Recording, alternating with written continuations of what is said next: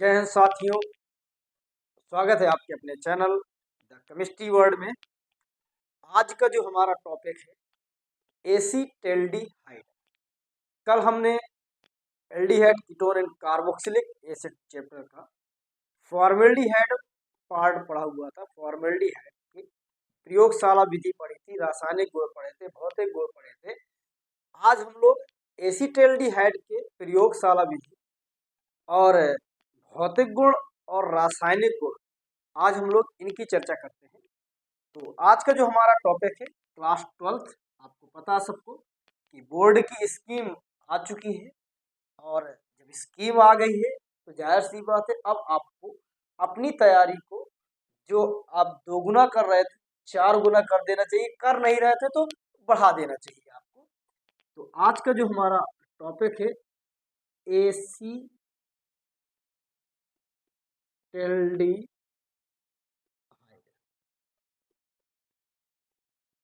Acetaldehyde की अगर हम लोग बात करते हैं तो इसका जो फार्मूला होता है CH3CHO, इसका फार्मूला होता है। और इसका जो IUPAC नाम है, हम लोग इसको एथेनल के नाम से भी जानते हैं, इसके नाम से हम लोग इसको जानते हैं।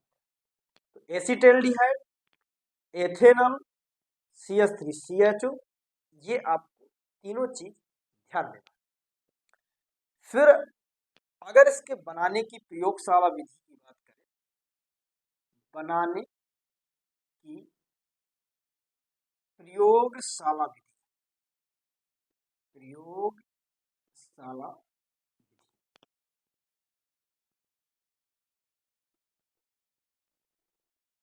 तो इसको बनाने के लिए सबसे पहले हमारे पास काम क्या होता है कि K2Cr2O7, सॉरी यहाँ थोड़ा सा मैं और यहाँ से ले रहा हूँ, K2Cr2O7 प्लस H2SO4 की रिएक्शन कराते हैं तो K2SO4 मिलता है, Cr2SO4 का होल थ्राइस मिलता है, प्लस H2O और नेसेंट ऑक्सीजन।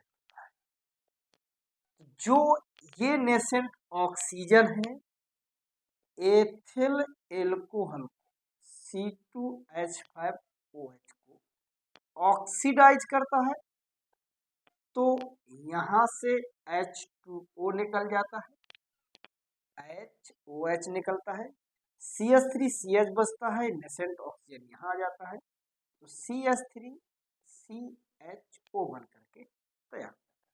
इसको बैलेंस करना है, बैलेंस करने के लिए अगर मैं यहाँ पर 3 लगा दे रहा हूँ तो यहाँ 3 हो गया। इसके बाद यहाँ पर यदि हम 5 लगा दें और यहाँ भी हम लोग 5 लगा दें तो अब Cr यहाँ पर 2 है ही, और ये भी आपका 2 है, ये भी आपका ये है। अब ये ध्यान दीजिए कि SO4 हमारे कितने, SO4 में ही थोड़ा दिक्कत आएगी। तो SO4 यहाँ पर आपके 3 है और यहाँ पर 1 है, यहाँ पर SO4 जबकि 5 है। तो H2O और इसमें यदि हम यहाँ पर 4 लगा के देखें और यहाँ पर हम लोग 4 लगा के देखें तो SO4 तो आपके बराबर हो गए। बस आपको थोड़ा से ध्यान ऑक्सीजन पे देना। देखिए 4 चुको 16 और 7 23, यहाँ पर हो गया 4 तिया 12, 4 16, 16 4 20 3 23, ये बैलेंस हो गई।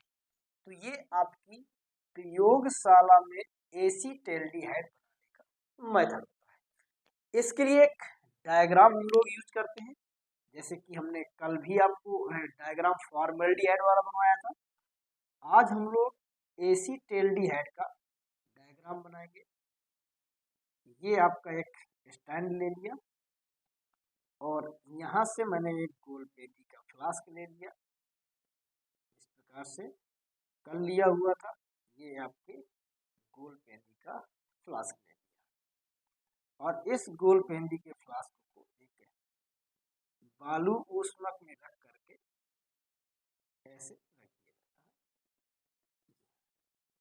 यहाँ से हमें बर्नर लगा देना है, इसको हीट करने के लिए। ये बर्नर लग गया, यहाँ से इसको कस देना ताकि ये गिरे।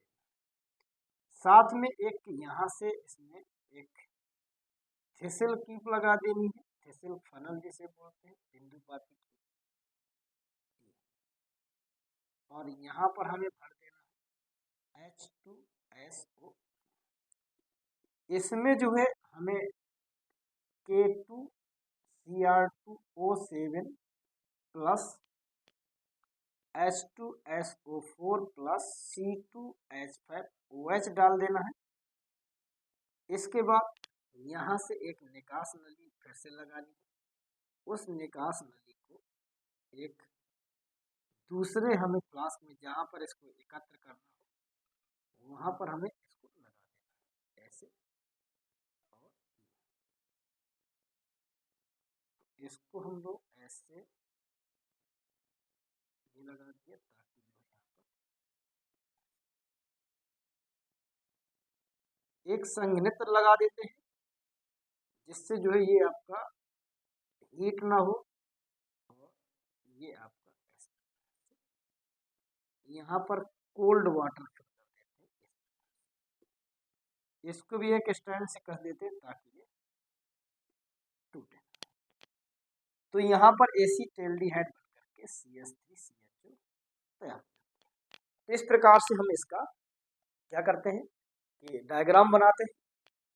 तो प्रयोगशाला विधि में आपको इतना करना होता है। इसके बाद इसके भौतिक गुण है, भौतिक गुण। तो यह रंगहीन, स्वादहीन, वाष्पशील द्रव है, वाष्पशील द्रव है। सब में कॉमन आता है ज्यादातर ऑर्गेनिक में। दूसरा जो है यह जल में अल्प विलेय है परंतु कार्बनिक विलायकों में पूर्ण विलेय। ठीक, वही आपके पर्याप्त है। इसके बाद हम लोग बात करते हैं, ये भौतिक गुण हो गए। फिर रासायनिक गुण की जब हम लोग बात करते हैं जो आपके लिए मेन है। तो रासायनिक गुण में सबसे पहला जो आपको होगा, जो आपको ध्यान देना, सबसे पहला जो आपका गुण होगा HCN के साथ क्रिया, के साथ क्रिया जो कल मैंने आपको कराई हुई थी सेम, बस वहां पर मैंने फॉर्मेल्डिहाइड लिया हुआ था। यहाँ पर आपको एसीटेल्डिहाइड लेना CHO प्लस HCN, ये बन जाएगा CH3CH, ये OH हो जाएगा, ये CN। तो ना हो जाएगा एसीटेल्डिहाइड साइनोहाइड्रिन, इसको हम लोग कहते हैं। दूसरा यहाँ पर है आपका NH2 के साथ क्रिया, के साथ क्रिया मीन्स हाइड्रोजन के साथ क्रिया। कल भी मैंने कराई हुई थी, आज भी करा रहा हूं। तो CH3CHO प्लस H2NH2, तो H2O यहाँ से निकल जाएगा plus CH3CH double bond NNH2, थोड़ा से जगह नहीं मेरे पास, NNH2 प्लस H2 ना हो जाता है एसीटेल्डिहाइड हाइड्रोजन बनेगा आपको यहाँ पर। इसके बाद जो थर्ड रिएक्शन है हमारी वो, तो थर्ड रिएक्शन देखिएगा।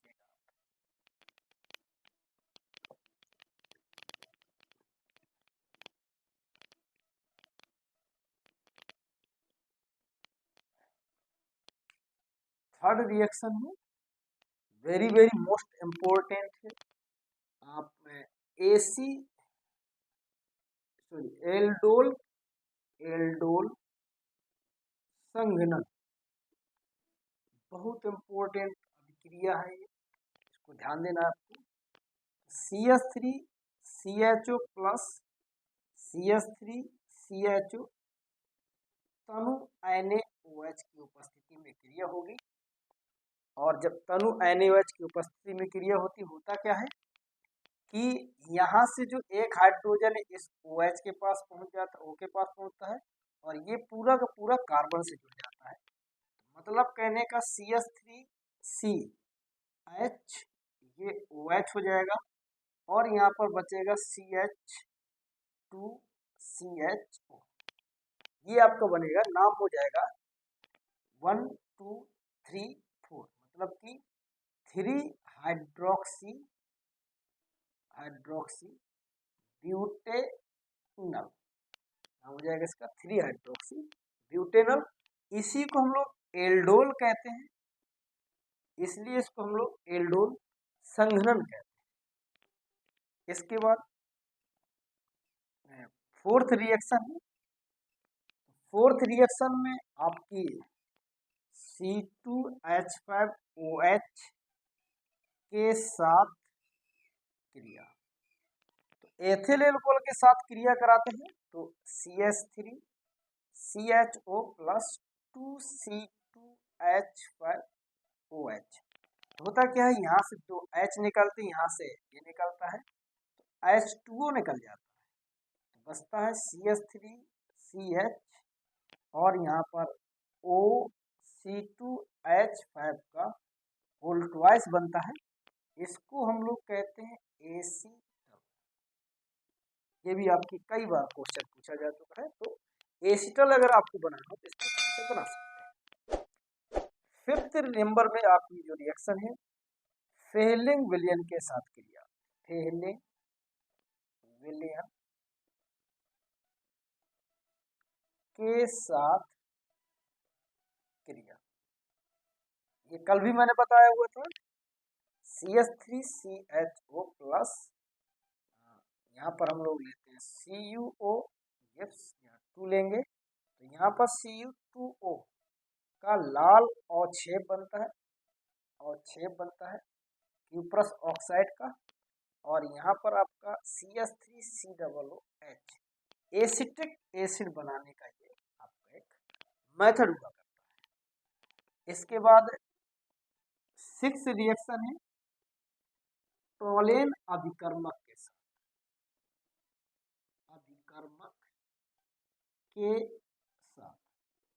जब टोलेन अभिकर्मक की हम लोग बात करते हैं तो होता क्या है, CH3CHO प्लस Ag2O, यहाँ से 2Ag आपका निकल जाता है, प्लस CH3COOH ही बनता है, और ये आपका 2Ag जो बना हुआ है कल भी मैंने बताया हुआ था आपको, ये होता है रजत दर्पण। तो रजत दर्पण बनाने का एक अच्छा खासा मेथड है, एसिटिक एसिड बनाने का एक अच्छा खासा ये मेथड है।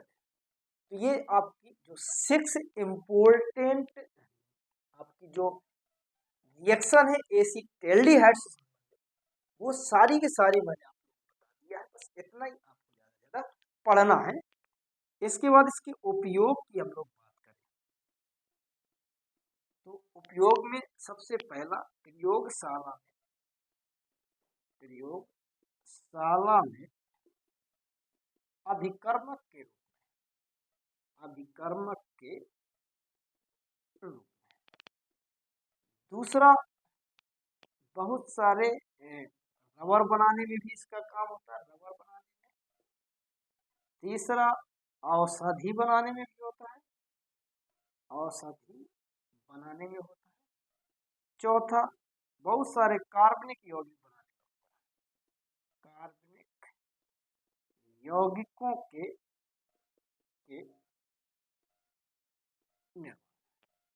तो ये आपके इसके कुछ उपयोग हैं। इनको सबको आपको पढ़ लेना है, और पढ़ने के बाद इसको नोट्स बना लीजिएगा, आपके जो इम्पोर्टेंट क्वेश्चन है, और साथ में अनसॉल्व जरूर सॉल्व करिएगा। तो वहाँ पर कुछ ऐसे क्वेश्चन होंगे, हो सकता है आपसे न बने, तो आप हमसे कांटेक्ट करके जरूर पूछिएगा।